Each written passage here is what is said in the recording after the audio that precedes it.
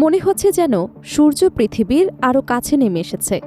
রাস্তাঘাট, ভবন, মাঠ সবকিছুই আগুনের চাদরে ঢেকে গেছে। দিনের বেলায় আকাশ থেকে ঝরছে আগুনের তাপ, আর রাত নামলেও মিলছে না স্বস্তি।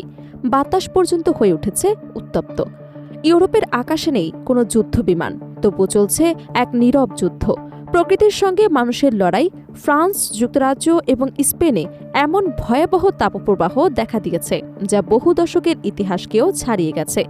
একের পর এক ভাঙছে তাপমাত্রার রেকর্ড, আর পশ্চিম ইউরোপের বিস্তীর্ণ অঞ্চল ধীরে ধীরে পরিণত হচ্ছে এক বিশাল উষ্ণ চুল্লিতে।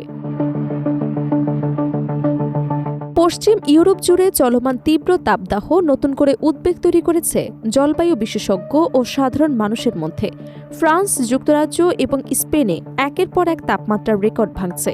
কোথাও ইতিহাসের সর্বোচ্চ গড় তাপমাত্রা, কোথাও আবার জুন মাসের সর্বোচ্চ তাপমাত্রা রেকর্ড করা হয়েছে।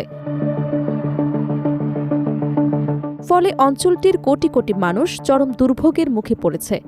ব্রিটিশ সংবাদ মাধ্যম বিবিসির এক প্রতিবেদনে বলা হয়েছে, ফ্রান্সে চলমান তাপপ্রবাহ দেশটির আবহাওয়ার ইতিহাসে নতুন রেকর্ড সৃষ্টি করেছে। বুধবার দেশটিতে দিন এবং রাতের গড় তাপমাত্রা ৩০ ডিগ্রি সেলসিয়াসে পৌঁছায়, যা ১৯৪৭ সালের আবহাওয়ার তথ্য সংরক্ষণ শুরু হবার পর সর্বোচ্চ। রাজধানী প্যারিসে তাপমাত্রা প্রায় ৪১ ডিগ্রি সেলসিয়াস ছুঁয়েছে। তীব্র গরমে দেশটির অর্ধেকের বেশি অঞ্চলে সর্বোচ্চ সতর্কতা জারি করা হয়েছে।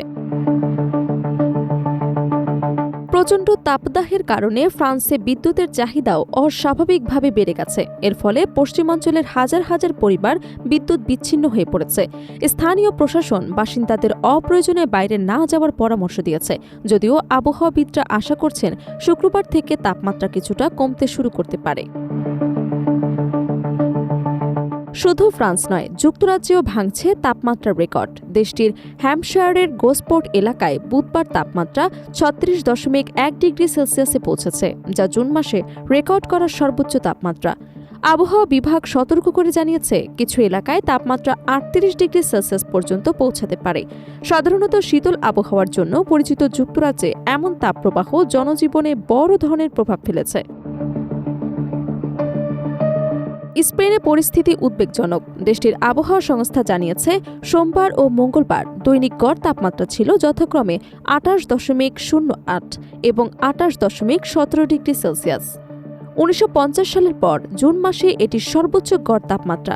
দেশটির বেশ কয়েকটি অঞ্চলে এখনও সতর্কতা জারি করা রয়েছে। ইতালিতেও তাপদাহের প্রভাব ক্রমশ বাড়ছে। দেশটির ১৬টি শহরে সর্বোচ্চ সতর্কতা জারি করা হয়েছে। চিকিৎসকরা বিশেষ করে শিশু, বৃদ্ধ এবং দীর্ঘমেয়াদী রোগে আক্রান্ত ব্যক্তিদের বাড়তি সতর্ক থাকার আহ্বান জানিয়েছেন। আবহাওয়াবিদদের আশঙ্কা, পশ্চিম ইউরোপে শুরু হওয়া এই তাপপ্রবাহ আগামী কয়েকদিনে আরও বিস্তৃত হতে পারে। জার্মানি, নেদারল্যান্ডস এবং বেলজিয়ামেও নতুন তাপমাত্রা রেকর্ড করার সম্ভাবনা রয়েছে। নেদারল্যান্ডসের দক্ষিণ এবং মধ্যাঞ্চলে ইতিমধ্যেই অরেঞ্জ সতর্কবার্তা জারি করা হয়েছে। সেখানে তাপমাত্রা ৩৯ ডিগ্রি সেলসিয়াস পর্যন্ত পৌঁছাতে পারে বলে পূর্বাভাস দেওয়া হয়েছে। একই ধরনের সতর্কতা জারি করা হয়েছে বেলজিয়ামেও। দেশটির অধিকাংশ অঞ্চলে তাপমাত্রা ৩৭ ডিগ্রি সেলসিয়াসে পৌঁছানোর আশঙ্কা রয়েছে।